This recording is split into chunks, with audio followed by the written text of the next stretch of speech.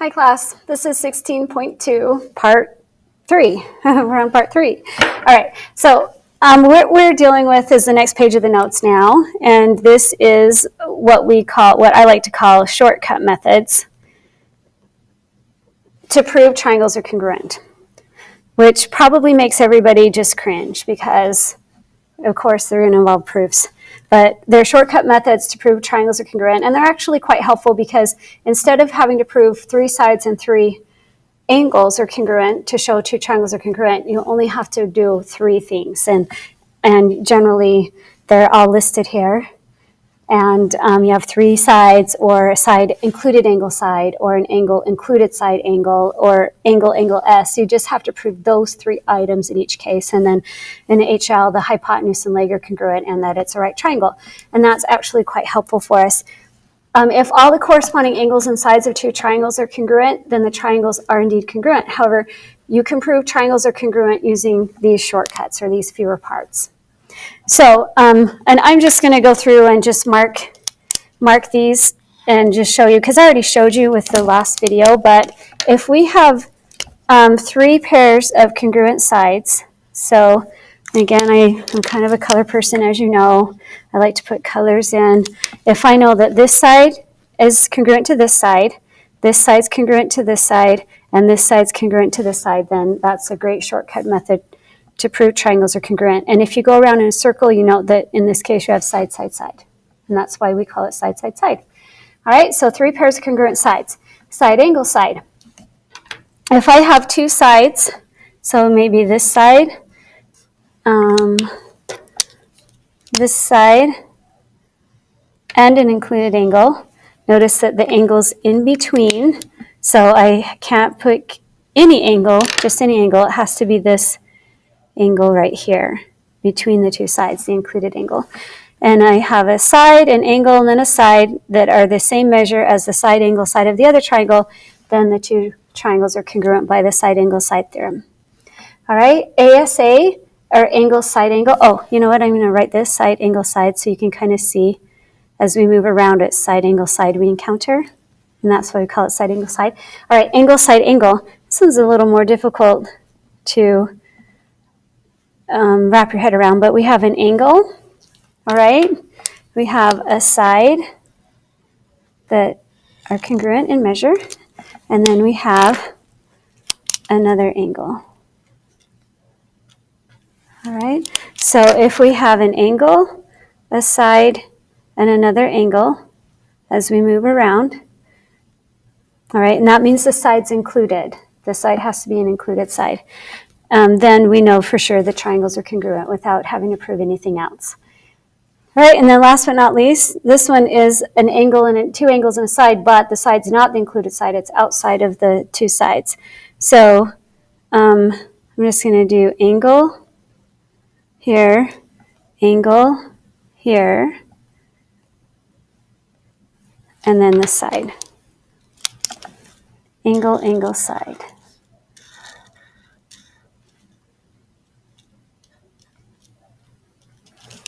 All right, so angle, angle, side. If that's the case, an angle and a side as you move around, then we know for sure they're congruent without proving anything else. And then the hypotenuse leg theorem only happens when it's a right triangle. Now, sometimes you have right triangles, but you have 2 angles and a side, and it's not HL. But if you happen to have the right triangle as well as the hypotenuse, which is across from the 90, it has to be that side, the hypotenuse side, and then 1 leg. Doesn't matter which leg. It can be that leg or the other leg. If you have a right triangle, a hypotenuse, and a leg that are congruent with each other, then you know the 2 triangles are congruent. All right? Without anything else. So those are the shortcut methods. And you probably already know what's going on. I mentioned it earlier. Cringe. Proofs. So what we're going to be using are proofs in order to prove triangles are congruent, of course.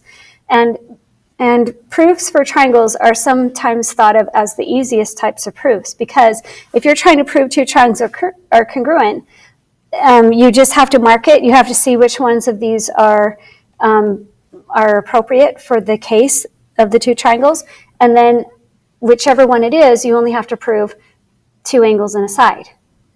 And that's it. You just state this angle is congruent to the other angle, this corresponding angle is congruent to the other angle, this corresponding side is congruent to the other side, and then therefore all the 2 triangles are congruent.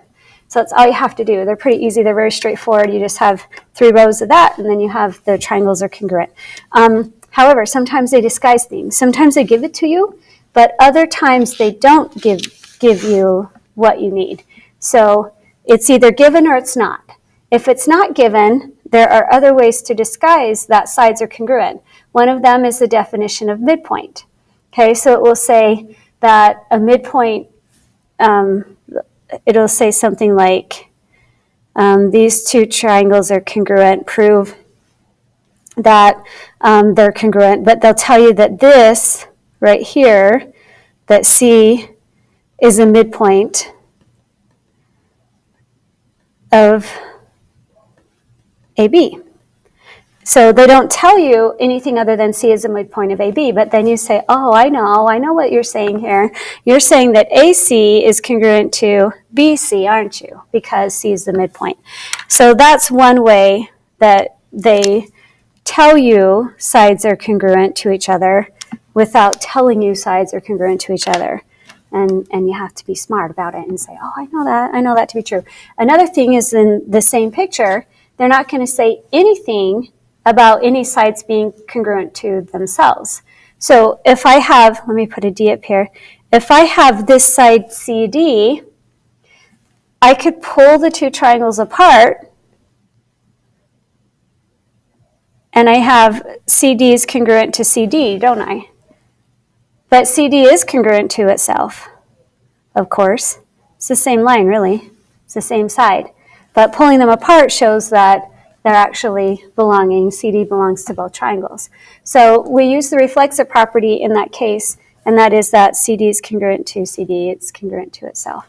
And that's pretty easy to show. And we use that all the time, the reflexive property. It's when sides are shared, and you have to state that even though it's obvious. Like, yeah, we know that, but even still, we have to show it in our proof.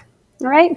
So those are some disguised statements that this side is congruent to this side even though they're not going to give it to you, or this side is congruent to this side even though they're not going to give it to you, but they did tell you that C was the midpoint. So you have to be smart about it and know that. Those are pretty easy ones to know why sides are congruent. The angles are a little trickier, all right? So it's given. It's either given or it's not. If it's given, more power to it. It's very easy. But if it's not given, sometimes it's disguised, and it can be disguised in all of these ways. All right? So vertical angles. If I have 2 triangles like this, and I'm only given 2 things, then I know for sure that these angles are congruent because they're vertical. They're not going to give you that or tell you that. They're just going to show you the picture, and you're going to say, oh, vertical angles are congruent, and therefore you're going to get an angle for your proofs. Right? Alternate interior angles. I have to think about this one. Let's see. So it'll tell you that these sides are congruent or parallel, but that's all it will say.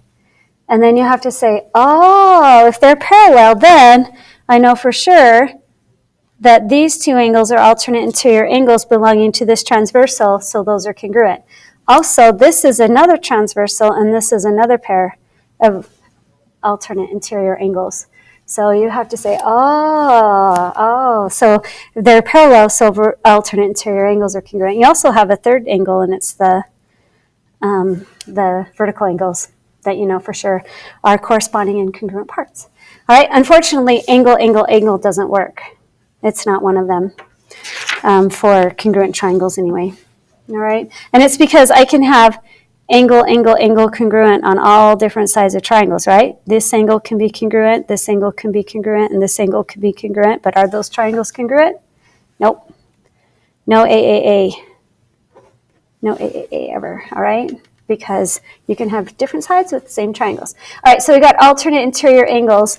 There are also sometimes alternate exterior angles that we have to be careful with. All we'll be given is that line L is parallel to line C, and we have to find all of these angles, and Corresponding, I can't think of a time when alternate exterior angles right off the top of my head are congruent. I do know corresponding. If they say these two lines are parallel and you've formed their side of two triangles that have been formed, then I know for sure that these angles are congruent even without them telling me. I just have to know, oh, I have a pair of corresponding angles here that are congruent because they belong to a transversal that's cutting through two parallel lines. So that one's a tricky one. And then definition of angle bisector, sometimes they might have something like this with this line right here. And they'll say that's an angle bisector, and it bisects this angle right here. So if this is an angle bisector, then this angle has to be congruent to that angle. If it bisects this angle, sometimes they'll tell you it bisects both. But it only bisects the angle it says it bisects. So anyway, those are just some little tricky ones that you'll have to know about. I did want to mention one other thing, something else that's never what it seems it is. And to do it, I'm gonna use these. So say I have this triangle right here, which I kind of need a longer, I guess that'll work. Or maybe I'll do this. I'll use these. All right. Here I have, some of you might be thinking, oh, what about ASS or SSA if we write it backwards, which is fine too. What about SSA? And this is a great thing about math here. And that is that if I have the same side, same angle measure, and same side measure, so that's side, wait. I have to, sorry, I'm kind of thinking of this off the fly here. So I have side, I don't know this side for sure. I have side, and this angle. All right? I know for sure those are congruent to side, and this angle. So if I have side, and that angle, can I make another triangle out of it with the same side measure, So I've used the same little tools here with this angle measure. And the answer is no. I actually have two different triangles in this scenario. So side angle, or ASS, angle side, which we don't say. I sometimes will call this the butt theorem, but it's probably not very appropriate, so I shouldn't say that on a video for sure, in case parents are listening. But right there, I can move that side in. It's still the same measure, even though I swung it in. It's still side angle with the same side measure, same angle, same side measure, same angle measure. But I have two different types of triangles that have the same SSA relationship. And that's why that one doesn't work either. All right, and I already showed you that the AAA doesn't work, right? I can have the same angle measurement in two triangles and have two different triangles, even with the same angle measures, because the angle measures always add to 180, no matter what. They always create a line if I lay them all out in a line, but they're not congruent. All right, and these two are not congruent. All right, there's the lesson 3, so you're all set. You can do 16.2. Good luck.